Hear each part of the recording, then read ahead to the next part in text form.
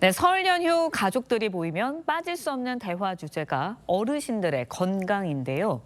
그중에서도 치매는 간병도 큰일이지만 환자들이 재산 관리를 어떻게 해야 할지도 숙제입니다. 이렇다 보니 정부가 치매 환자 재산을 대신 관리해준다고 하는데 사회정책부 한지은 기자와 하나하나 따져보도록 하겠습니다. 네, 먼저 한 기자, 재산 관리 절차가 어떻게 진행되는지부터 살펴봐야 할 것 같아요.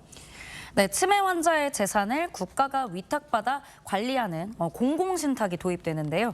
치매 환자 본인 또는 후견인이 국민연금공단과 신탁계약을 체결하면 공단은 재산이 환자에게 필요한 물품이나 서비스, 그러니까 병원비나 생활비 등에 쓰이도록 지원하는 방식입니다. 특별지출이나 계약 철회 같은 중요 사항이 있을 땐 치매재산관리위원회의 심의를 거쳐야 합니다.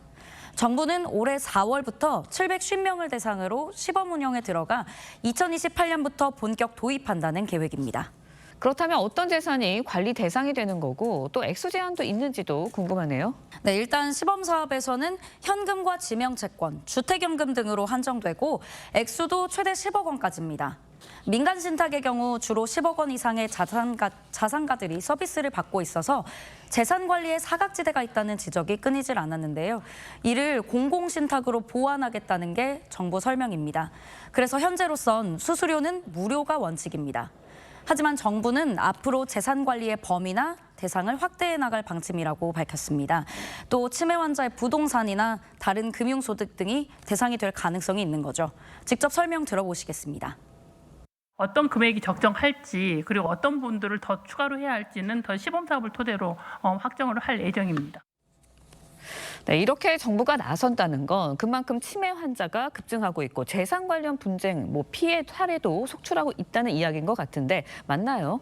네, 그렇습니다. 지난해 97만 명으로 추정되는 치매 환자는 2050년에는 226만 명으로 늘어날 전망이고요. 또 치매 전 단계인 경도인지장애 환자 진단자 수도 569만 명까지 늘어날 것으로 예상됩니다.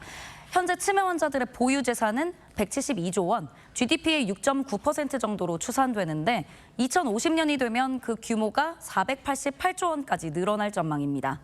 문제는 이 같은 치매머니가 범죄의 표적이 된다는 점입니다. 지난 2024년엔 100억 원대 자산가인 89세 치매 노인이 가족들의 실종 신고로 요양원에서 발견된 적이 있는데요. 외국 국적의 여성과 몰래 혼인 신고가 돼 있었고 통장에서 매일 600만 원씩 이 여성에게 빠져나간 흔적도 있었습니다. 인지 기능이 떨어지는 치매 환자들의 재산을 안전하게 보호해야 할 필요성은 앞으로 더 커질 수밖에 없겠죠. 네, 그렇다면 치매 환자가 사망할 경우에는 정부가 관리해오던 그 재산은 어떻게 되는 건가요? 네, 정부는 시범 사업을 통해 제도를 보완해 나간다는 입장이라 구체적인 안이 나온 건 아닙니다. 상속은 기본적으로 치매 환자 본인이나 후견인이 국가와 맺은 신탁 계약의 내용에 따라 이루어질 걸로 보입니다. 그런데 치매 환자들의 경우 상속 재산을 둘러싼 법적 분쟁이 끊이질 않는다는 점에서 우려의 목소리도 나옵니다.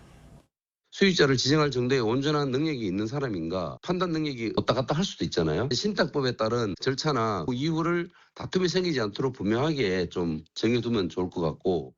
남의 이야기가 아니라 바로 내 부모님과 내 가족의 문제가 될 수 있는 만큼 치매머니 관리 제도 잘 정비돼야 할 것 같습니다. 한 기자 잘 들었습니다.